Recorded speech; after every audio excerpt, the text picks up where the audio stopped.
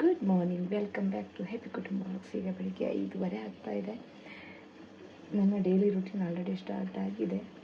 ಈಗ ನಾನು ರೈಸ್ ಬಾತ್ ಮಾಡ್ತಾಯಿದ್ದೀನಿ. ಅದರ ರೆಸಿಪಿಯನ್ನು ನಿಮ್ಮ ಜೊತೆ ಶೇರ್ ಮಾಡೋಣ ಅಂತ. ಹೇಗೆ ಮಾಡೋದು ಅಂತ ನೋಡೋಣ ಬನ್ನಿ.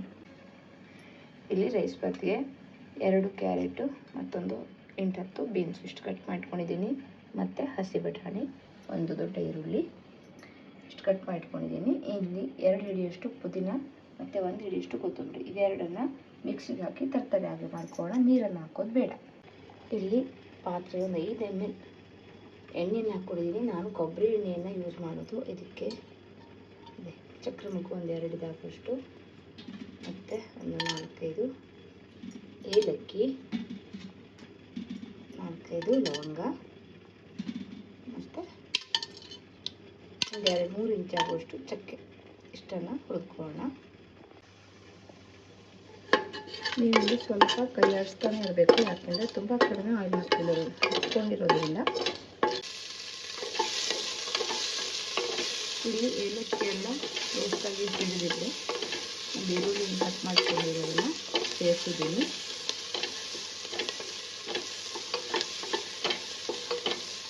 ಸ್ವಲ್ಪ ಈರುಳ್ಳಿ ರೋಸ್ಟ್ ಆಗಿದ್ದೆ. 1 ಚಮಚದಷ್ಟು ಜಿಂಜರ್ ಗಾರ್ಲಿಕ್ ಪೇಸ್ಟನ್ನು ಹಾಕ್ಕೊಂಡಿದ್ದೀನಿ. ಸ್ವಲ್ಪ ಹಸಿ ವಾಸನೆ ಹೋಗೋವರೆಗೆ ಫ್ರೈ ಮಾಡಿ. ಅದು ಫ್ರೈ ಆಗಿದೆ. ಇಲ್ಲಿ ನಾನು ಒಂದು 2-3/4 ಕಪ್ಪಷ್ಟು ಅಕ್ಕಿಯನ್ನು ಹಾಕ್ಕೊಂಡಿದ್ದೀನಿ. 2-3/4 ಕಪ್ ಅಂದರೆ ಒಂದು 50-60 ml ಕಪ್ಪು, ಅದು ಚಿಕ್ಕ ಕಪ್ಪು. ಅದರಲ್ಲಿ ಒಂದು 2-3/4 ಕಪ್ಪಷ್ಟು ಅಕ್ಕಿಯನ್ನು ಹಾಕ್ಕೊಂಡಿದ್ದೀನಿ. ಜಸ್ಟ್ ಹೀಗೆ ಕೈ ಆಡಿಸ್ತಾ ಇದ್ದೀನಿ, ಯಾಕೆಂದರೆ ನಾವು ಜಿಂಜರ್ ಗಾರ್ಲಿಕ್ ಪೇಸ್ಟ್ ಹಾಕಿರೋದು ಮತ್ತು ಆಯಿಲಿನ ತುಂಬ ಕಡಿಮೆ ಹಾಕಿರೋದ್ರಿಂದ ಹಿಡಿದ್ಕೊಂಡ್ಬಿಡುತ್ತೆ ಕೆಳಗೆ, ಅದಕ್ಕೋಸ್ಕರ.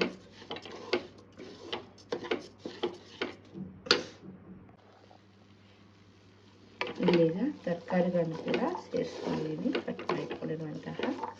ಈಗ ಇದಕ್ಕೆ ನೀರನ್ನು ಆ್ಯಡ್ ಮಾಡ್ಕೊಳ್ಳೋಣ. ನಾನಿಲ್ಲಿ 1ಕ್ಕೆ 2.5 ಕಪ್ಪಷ್ಟು ನೀರನ್ನು ಹಾಕ್ತಾ ಹೋಗ್ತೀನಿ. ಸಾಲ್ಟನ್ನು ಹಾಕ್ತಾಯಿದ್ದೀನಿ. ಇದು ವೈಟ್ ಸಾಲ್ಟ್ ಅಲ್ಲ, ಪಿಂಕ್ ಸಾಲ್ಟು. ನಾನು ಪಿಂಕ್ ಸಾಲ್ಟ್ ಅಥವಾ ಸಾಣಿಕಟ್ಟ ಉಪ್ಪನ್ನು ಉಪಯೋಗಿಸ್ತೀನಿ. ನಮ್ಮ ಮನೇಲಿ ವೈಟ್ ಸಾಲ್ಟ್ ಯೂಸ್ ಮಾಡೋದನ್ನು ಸ್ಟಾಪ್ ಮಾಡಿದ್ದೀನಿ. ಜೊತೆಯಲ್ಲಿ ರಿಫೈನ್ಡ್ ಆಯಿಲ್ ಎಲ್ಲವನ್ನು ಸ್ಟಾಪ್ ಮಾಡಿದ್ದೀನಿ. ಖಾರಕ್ಕೆ ಅಚ್ಚ ಖಾರದ ಪುಡಿಯನ್ನು ಹಾಕಿದ್ದೀನಿ. ನಾನು ಹಸಿ ಮೆಣಸನ್ನು ಉಪಯೋಗಿಸೋದು ತುಂಬ ಕಡಿಮೆ, ಸೂಜಿ ಮೆಣಸನ್ನು ಉಪಯೋಗಿಸ್ಬೋದು. ನಾನಿಲ್ಲಿ ಯಾವುದನ್ನು ಪೇಸ್ಟ್ ಮಾಡ್ತಾಯಿಲ್ಲ, ಹಾಗಾಗಿ ಅದು ನುಣ್ಣಗೆ ರುಬ್ಬಲ್ಲ. ಅದಕ್ಕೋಸ್ಕರ ನಾನಿಲ್ಲಿ ಅಚ್ಚ ಖಾರದ ಪುಡಿಯನ್ನು ಉಪಯೋಗಿಸಿದ್ದೀನಿ. ನೀವಿಲ್ಲಿ ನೋಡ್ಬೋದು, ಪುದೀನ ಮತ್ತು ಕೊತ್ತಂಬರಿ ತರ್ತರಿಯಾಗಿ ರುಬ್ಬಿದೆ. ಇದನ್ನು ಈಗ ಇದಕ್ಕೆ ಆ್ಯಡ್ ಮಾಡ್ತೀನಿ. ಈಗ ಒಮ್ಮೆ ಮಿಕ್ಸ್ ಮಾಡಿ. ಇಲ್ಲಿ ಪುದೀನ ಫ್ಲೇವರೇ ಬರುತ್ತೆ, ಇದು ರೈಸ್ ಬಾತು ಅದೇ ಡಾಮಿನೆಂಟ್ ಆಗಿರುತ್ತೆ. ಅದನ್ನೇ ಜಾಸ್ತಿ ಹಾಕಿರೋದು, ಯಾಕೆಂದರೆ ಗರಂ ಮಸಾಲೆ ಅಥವಾ ಯಾವುದಕ್ಕೂ ಕೂಡ ನಾನೇನು ರುಬ್ಬಿ ಹಾಕಿಲ್ಲ. ಹಾಗಾಗಿ ಇಲ್ಲಿ ಪುದೀನ ಫ್ಲೇವರ್ ತುಂಬ ಚೆನ್ನಾಗಿ ಬರುತ್ತೆ. ಇದು ಒಂದು ಕುದಿ ಬಂದಿದ್ದೆ. ಮುಚ್ಚಿ 3 ವಿಸಲ್ ಹಾಕ್ಸ್ಕೊಳ್ಳೋಣ. ಇಲ್ಲಿ ಈಗ ಕುದಿತಾ ಇದೆ. ಈಗ ಮುಚ್ಚಳವನ್ನು ಮುಚ್ಚೋಣ.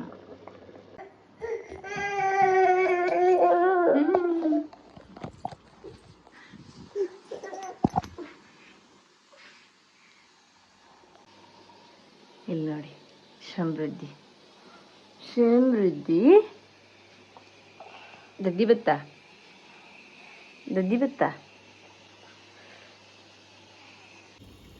ನಾನೀಗ ಇಲ್ಲಿ ಏನು ಪುದೀನ ಕೊತ್ತಂಬರಿಯನ್ನು ಪೌಡ್ರ್ ಮಾಡಿ ತರಕಾರಿ ರುಬ್ಕೊಂಡಿದ್ನಲ್ಲ, ಅದೇ ಮಿಕ್ಸಿ ಜಾರಿಗೆ ಅದೆಲ್ಲ ಹಾಗೆ ಇದೆ. ನಾನು ನೀರು ಹಾಕಿ ತೊಳೆದು ಒಂದು ಹಾಕಿಲ್ಲ. ಒಂದು 5 ಚಮಚದಷ್ಟು ಹುರುಗಡ್ಲೆ ಅಥವಾ ಏನು ಹೇಳ್ತೀವಿ, ಪುಟಾಣಿ ಅಂತ ಹೇಳ್ತೀವಿ ನಮ್ಮ ಕಡೆ ಎಲ್ಲ, ಅದನ್ನು ಹಾಕ್ಕೊಂಡಿದ್ದೀನಿ. 4 ಚಮಚದಷ್ಟು ಕಾಯಿ ತುರಿ, ಒಂದು 8-10 ಎಲೆ ಪುದೀನ ಮತ್ತು ಒಂದು ಸ್ವಲ್ಪ ಕೊತ್ತಂಬರಿ ಸೊಪ್ಪು, ಒಂದು 5 ಆಗುವಷ್ಟು ಅಷ್ಟೇ. ಇದಕ್ಕೆ ಅದೇ ಒಂದು 5-6 ಸೂಜಿ ಮೆಣಸು ಒಣಗಿಸೋದು, ಒಂದು ಸ್ವಲ್ಪ ಹುಣಸೆ ಹಣ್ಣು ಮತ್ತು ಒಂದು ಅರ್ಧ ಚಮಚದಷ್ಟು ಉಪ್ಪು, ಪಿಂಕ್ ಸಾಲ್ಟನ್ನು ಸೇರಿಸಿದ್ದೀನಿ, ಅಂದರೆ ರುಚಿಗೆ ತಕ್ಕಷ್ಟು ಉಪ್ಪು. ಈಗ ಇದಕ್ಕೆ ಸ್ವಲ್ಪ ನೀರನ್ನು ಸೇರಿಸಿ ರುಬ್ಕೊಳ್ಳೋಣ. ಇಲ್ಲಿಗ ತರಕಾರಿಯಾಗಿ ರುಬ್ಕೊಂಡ್ರೆ ಸಾಕಷ್ಟು ಮಾಡ್ಕೊಂಡಿದ್ದೀನಿ. ಚಟ್ನಿ ರೆಡಿ ಇದೆ, ದೋಸೆ ಜೊತೆ ಸರ್ವ್ ಮಾಡೋದಕ್ಕೆ. ಈ ರೀತಿಯಾಗಿ ರೆಡಿಯಾಗಿದೆ. ಇದು ಸ್ವಲ್ಪ ಆರಿದ ನಂತರ ಮಿಕ್ಸ್ ಮಾಡೋಣ. ಇಲ್ಲಾಂದರೆ ಎಲ್ಲ ಅನ್ನಗಳು ಒಡೆದೊಡೆದೋಗುತ್ತೆ.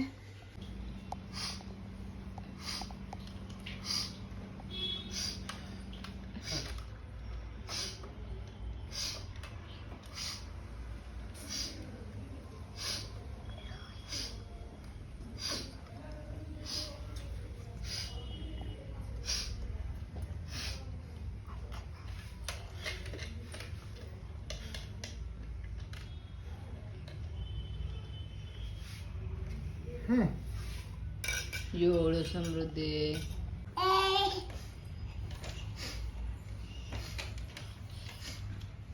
ಸಮೃದ್ಧಿ ಏಳೆ.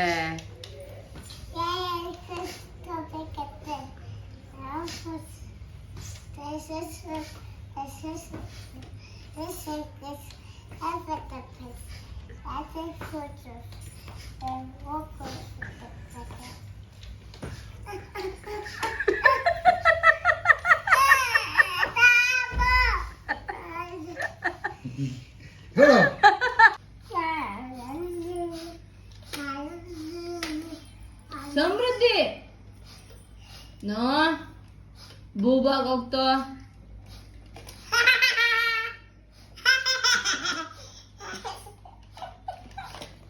ನಂಗಲ್ಲಿ ಓದೋಣ ಹೋಗು, ಬೇಗ ಓದುವನ ಹೋಗು ಪ್ಲೀಸ್ ಸಮೃದ್ಧಿ.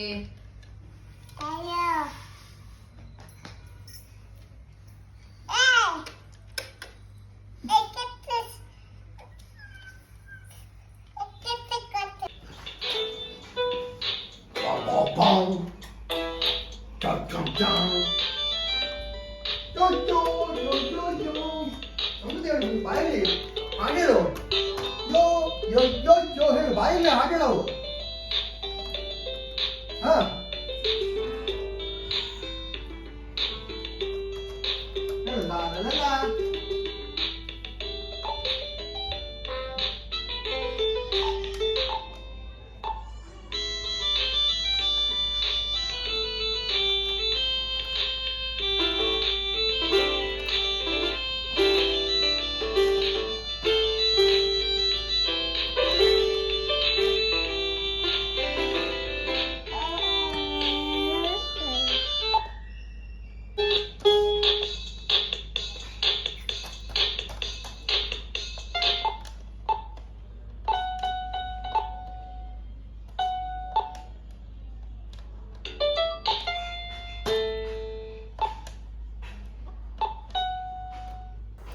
ಹೀಗಿತ್ತು ನಮ್ಮ ಇಂದಿನ ದಿನ.